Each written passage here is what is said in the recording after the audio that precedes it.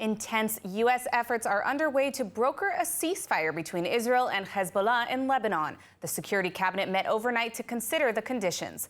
ILTV's Ariella Lachiani has more. U.S. advisors Brett McGurk and Amos Hochstein are due to arrive for meetings with Prime Minister Netanyahu to discuss the proposal's details. The pair will arrive with an official ceasefire proposal the U.S. believes can be reached within weeks. Netanyahu and the Security Cabinet held consultation overnight to decide whether to advance terms for ending the conflict or expand the ground operation in South Lebanon. Israeli officials, including Strategic Affairs Minister Ron Dermer, are in favor of an agreement that will capitalize on the achievements made by the army degrading Hezbollah in Lebanon in recent weeks. Chief of Staff Halevi reportedly supports a negotiated end to the fighting, with a deal that is separate from the ongoing war in Gaza.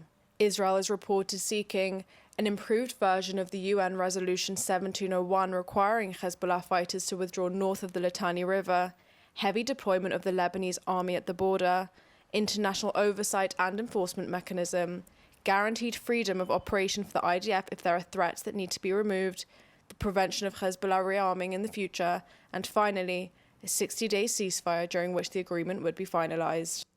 The army says that its military goals in Lebanon have been achieved, clearing the way for the government to reach a diplomatic end to the fighting.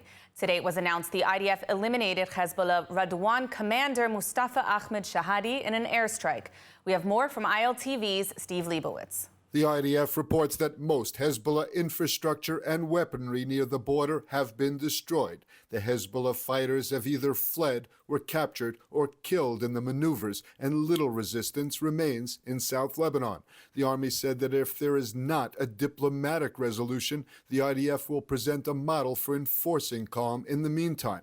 This would require continuing military pressure with ground maneuvers and airstrikes and military control of South Lebanese villages. Defense Minister Gallant said that Hezbollah maintains only some 20% of the rocket and missile capabilities that it had before the war. In South Lebanon, 8 Austrian UNIFIL troops were wounded in a rocket attack near Camp Nakura. The IDF said the rocket was fired by Hezbollah. UNIFIL later confirmed that it was likely a Hezbollah attack. Many Hezbollah fighters have been surrendering in recent days. Among those captured was the commander of its Ayat al-Shab region. Golani forces surrounded the compound, forcing the terrorists to surrender. They were interrogated in the field and then taken prisoner. The information provided helped forces in the field locate and destroy terror infrastructure and prepare for threats in the area. While most of Hezbollah's capabilities have been destroyed, they are still managing to fire dozens of rockets and UAVs into north and central Israel. This morning, surface-to-surface missiles were fired from Lebanon, setting off sirens as far south as Netanya. The projectile broke up in the air without causing harm. A drone reportedly struck an aviation factory overnight, causing minor damage to a factory that produces aviation parts. There were no injuries in the incident. The Air Force also downed at least 5 drones launched from Lebanon this morning, and drones set off alarms in Nahariya before interception. Fire and rescue services are working to put out a blaze caused by falling debris in the Gesher Haziv area. In the afternoon, there were multiple rocket barrages targeting northern Israel in the Golan Heights, Haifa, and Akko areas, injuring 2 in Metula. And this from a relative of a 24-year-old Arab Israeli killed yesterday in northern Israel by a Hezbollah rocket strike on Ma'alot Tarshiha. كل زمان نحن بمقلتين أفيلو يشنين بمقلتين زي ما تصاب يعني قصات يعني ما في حاجة يلديم كم يلديم يدخلين لشيبة لبايت نحن نجد شيء إن شاء الله هي شلوم هي شكيت. Well, as the IDF continues on multiple fronts, the government is only in the beginning stages of pursuing a diplomatic solution in Lebanon. Here to speak with us about Israel's next steps is Sarit Zahavi, the founder and president of Alma Research Center. Sarit, thanks for joining us. Always a pleasure to have you on. What are the key elements that are really necessary if there's going to be some sort of ceasefire that Israel would agree to? And will what Israel's achieved already, is it enough to enable the return of the displaced Israelis? Look, the military achievements are truly amazing and impressive. I am not trying to underestimate that. But the biggest question is, what's the capability of Hezbollah to smuggle and to bring back the munition and to redeploy in South Lebanon? We feel kind of a deja vu to 2006. It was the same situation and the same questions that were asked back then. So people will be able to return at the current situation, but if Hezbollah also will return to the fence, it will be a huge problem to provide security. So I think what we need in the military level, I'll put it this way, is to make sure that there is an effective monitoring mechanism, that Hezbollah is not recovering. I don't care whether this mechanism will be Israeli, American, international, whatever. Clearly, Resolution 1701 didn't provide this mechanism. The word enforcement doesn't exist in this resolution. There is no deadline to the disarmament of Hezbollah south to the Litani River. And I want to remind everybody that today Hezbollah is not disarmed south to the Litani River. It is disarmed only in very specific areas next to the fence that IDF operated boots on the ground. Second, I think we should demand from the state of Lebanon a change of stance with regard to what is Hezbollah in Lebanon, because in the whole world, Hezbollah is considered a terrorist organization. It is designated all over the world. In Lebanon, it is a legitimate political party that participate in the decision-making in the government of Lebanon. This is unheard of. And as long as this is the situation, I don't think we will see a true change in Israel's northern border or in the Lebanese south. Now, in the long term, how reliable will a ceasefire with Hezbollah be, given that the Islamic regime in Iran continues to stay in power? And of course, Hezbollah, as their favorite proxy of the regime, is it even worthwhile having a ceasefire given the status of Iran today, or the regime in Iran?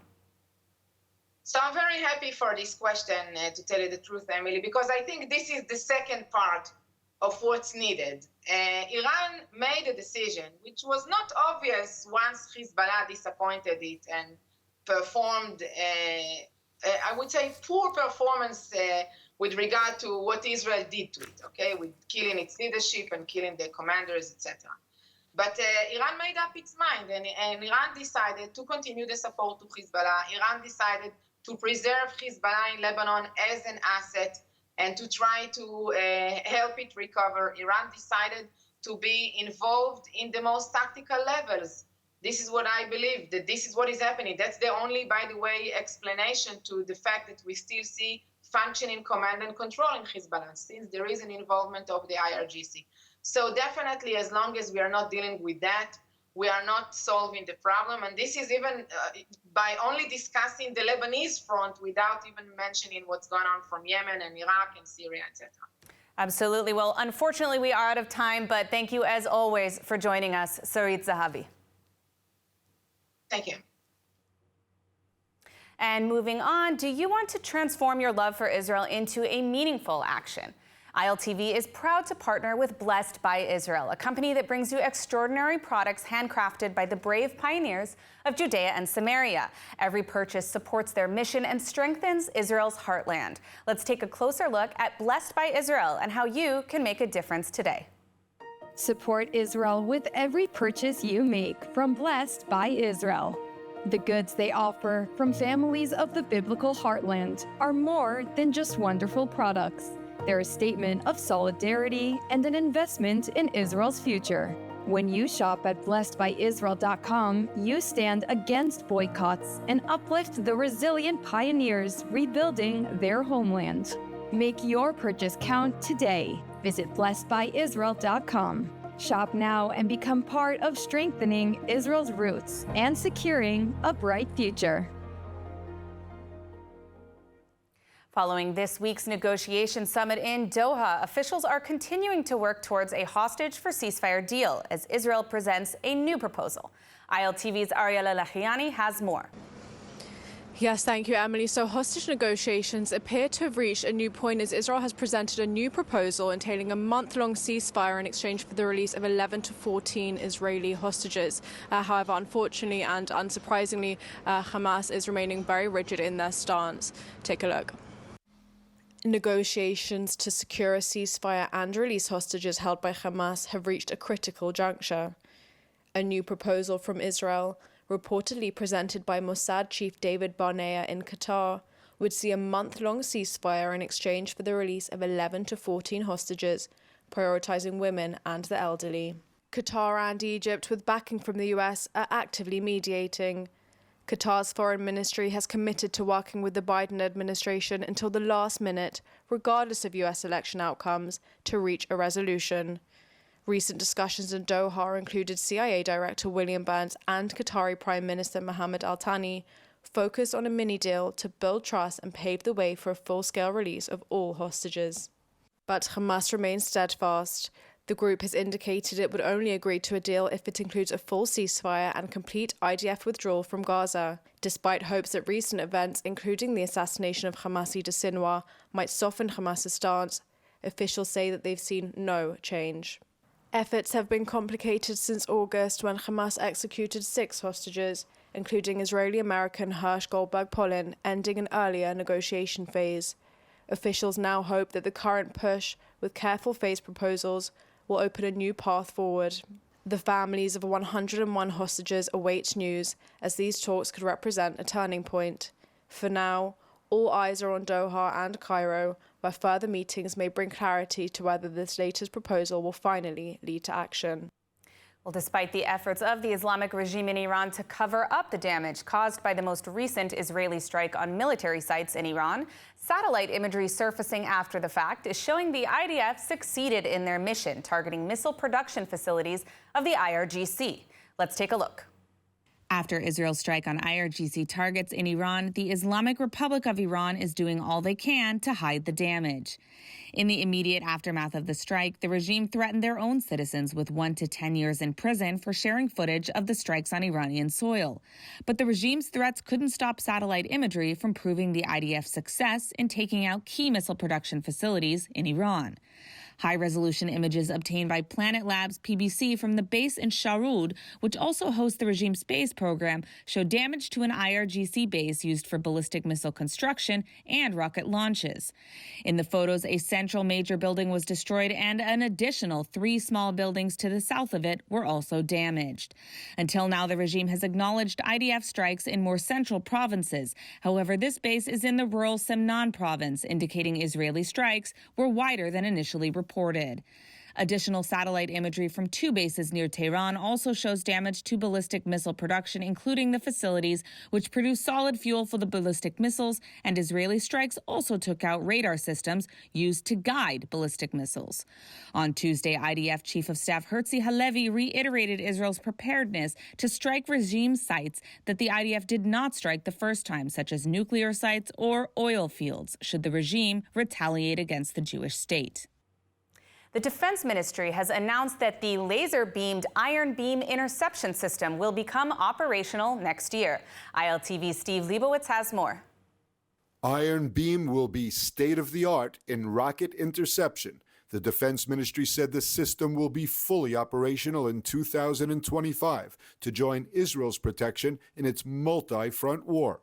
The Defense Ministry signed a 2 billion shekel contract with Israeli developers Rafael and Elbit. The system uses lasers to intercept rockets and drones for a fraction of the cost of Iron Dome. If there's a steady source of energy, it never runs out of ammunition.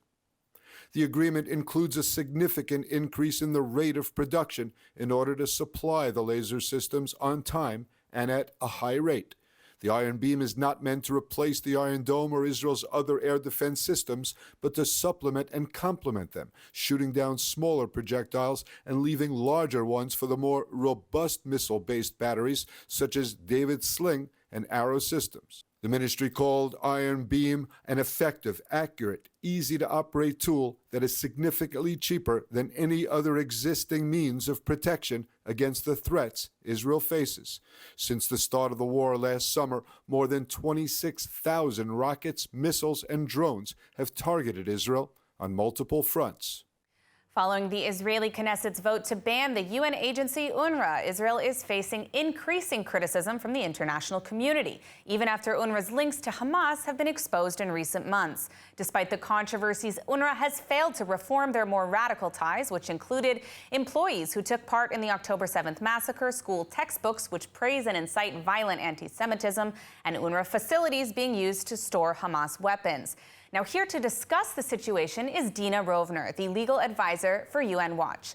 Dina, I want to thank you so much for joining us today. I would love to start by getting your take on the legal argument here. The UN is already condemning Israel's new bill outlawing UNRWA, some calling it justification for expelling Israel from the UN. Is Israel within their legal right to do what they're doing, and why? Yeah, well, first of all, thank you for having me, Emily. It's great to be on your program. And in response to your question, certainly Israel is within its legal rights. I mean, no country should be forced to accept an organization operating within its territory that threatens its very existence and the safety of its citizens, whether it's a UN entity or otherwise. And that's exactly what UNRWA is. You know, I've heard UN humanitarian officials like the Secretary General Antonio Guterres, UNRWA Commissioner General Philippe Lazzarini, and the High Commissioner for Human Rights Volker Turk saying things like, this is a violation of the UN Charter. And my response to that is no. The opposite is true. UNRWA's continued existence is a violation of the UN Charter because instead of promoting peace and security, UNRWA perpetuates conflict and war. It keeps the Palestinians in perpetual refugeehood, giving them this false dream that they have a right to return into sovereign Israeli territory. And we know exactly what that looks like. We saw it on October 7th with the horrific atrocities, massacres, rapes, torture, mutilation. When Palestinians talk about the right of return, this is what they have in mind, and this is exactly what UNRWA represents. Now, we are running out of time. I know we don't have enough time to hear all of the good information that you have, but I know that UN Watch has actually exposed a lot of UNRWA's corruption in Gaza. What can you tell us about why this organization really needs to be shut down? Yeah, well, as you know, I mean, our research has exposed UNRWA has been totally infiltrated by Hamas. And unfortunately, the Western leaders of the organization and UNRWA's donors are in complete denial, and they're unwilling to do anything about it. I mean, we saw just last week when Israel killed Muhammad Abu Itiwi. This was an UNRWA employee who was also at the same time a Hamas commander who led the raid on that Re'im shelter where Hirsch Goldberg Polin his arm was blown off and then he was taken hostage into Gaza. You know, in July, Israel gave his name to UNRWA with a list of 100 names, and UNRWA completely ignored it. They did nothing. And we've been exposing a lot about this Fatih al-Sharif, who was the Hamas leader in Lebanon. When he was killed last month, Hamas eulogized him as their leader in Lebanon. At the same time, he was also an UNRWA school principal and the head of the UNRWA Teachers Union in Lebanon. And, you know, this wasn't secret information or anything like that. It was open. It was public. He posted about it all the time on Facebook. So UNRWA had access to this information, and we've been sending them for months details about this Fatih al-Sharif's Hamas involvement, and yet they refuse to fire him. They say that they're investigating. They're always investigating, and they never take it to the next level. So when an organization is infiltrated by terrorists, it's not just about a few bad apples. It's rotten to the core. Absolutely. Well, I want to thank you for all the work you're doing at UN Watch, Dina, and of course for joining us today on the program to discuss this issue. Thank you so much. In the heart of Beersheba, Ben-Gurion University's Yazamut 360 initiative is transforming ideas into startups and students into leaders. With support from Americans for Ben-Gurion University, the program is nurturing a thriving ecosystem, bringing groundbreaking concepts to life. To find out more, make sure to scan the QR code on the screen and take a look. Despite the ongoing war against Hamas and Hezbollah at Ben-Gurion University of the Negev, only 29 miles from the Gaza border, innovation continues to be not just a concept, but a way of life. In the heart of Beersheba, Yazamut 360 is driving an entrepreneurial revolution. Supported in part by the generous gifts of Americans for Ben-Gurion University donors, Yazamut 360 is cultivating a dynamic ecosystem where ideas are nurtured and leaders are born. Gary Debody, a visionary leader and former board member for the Americans for Ben-Gurion University, combines corporate and philanthropic expertise to drive innovation and academic excellence. His dedication to empowering future entrepreneurs through programs like Yazamut 360 has been key to the university's success in turning ideas into real-world solutions. Yazamut 360 is a really innovative program that's in constant growth and constant innovation. And they're really showing how you can take the startup nation and bring it to the academic environment and really build on that, helping the students grow as well as creating great solutions for worldwide problems. One of Yazamut 360's flagship offerings is the Leaders Program, which immerses students in the entrepreneurial journey, guiding them from the spark of an idea to the creation of a viable startup, with mentorship from industry experts every step of the way. Participants finish their studies with more than just qualifications. They gain a head start in launching their careers. The diversity of the things I did outside of my studies just giving me the edge in the high-tech industry, that I did more than just the basic. At the core of Yazamut 360 is Cactus Capital, Israel's first and only student-led venture capital fund. With $1 million at their disposal, these young venture capitalists are gaining hands-on investment experience, bringing innovative startups to life right on campus. When they eventually graduate, they are so much more experienced. They have a great story to tell when they have those job interviews, saying, I initiated something, I tried it, I got inspirational learning, I started something, I got funding, I worked on a startup, I pulled together a team. So many things that you just can't learn through a textbook. The Ben-Gurion University Innovation Lab provides students with the opportunity to work on cutting-edge projects in fields like AI, cybersecurity, and biotech, supported by partnerships with industry leaders. Yazamut 360 hosts numerous workshops, hackathons, and networking events throughout the year. Again, if it was investing or if it was even about confidence and being CEO, we brought a CEO of Oppenheimer here in Israel, which is really impressive. It elevates the girl, it gives them a stronger feeling. Knowledge is power, and that's the big thing about this program.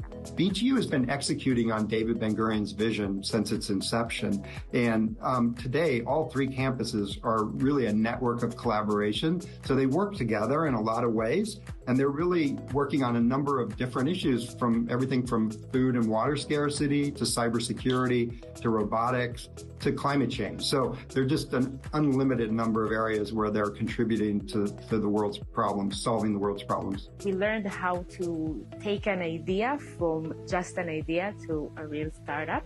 That is the essence of the program, because they just let you do whatever you want and they help you when you need it. Partner with Americans for Ben-Gurion University and support Yazamut 360. Scan the QR code to help build the future of the State of Israel. I call Yazamut 360 the special sauce that really makes BGU amazing. And when you take Yazamut 360 and you have the very diverse student body, which is made up of Israeli Jews and Arabs and Bedouins and Haredi and new immigrants and international students from around the world, it's just amazing what you can accomplish with that talented group of people. Now let's take a look at the weather forecast. Mostly clear skies are expected tonight around the country, with temperatures reaching lows of around 15 degrees Celsius or 59 degrees Fahrenheit. Then tomorrow, mostly cloudy skies are expected alongside warm temperatures reaching highs of about 25 degrees Celsius or 77 degrees Fahrenheit. That's a wrap for today's news. For the latest updates from Israel on all your devices, be sure to follow our ILTV channel, subscribe to our newsletter, and explore our website, ILTV.tv. Stay informed with the latest news straight from the heart of Israel. I'm Emily Schrader. Be well, and thank you for watching.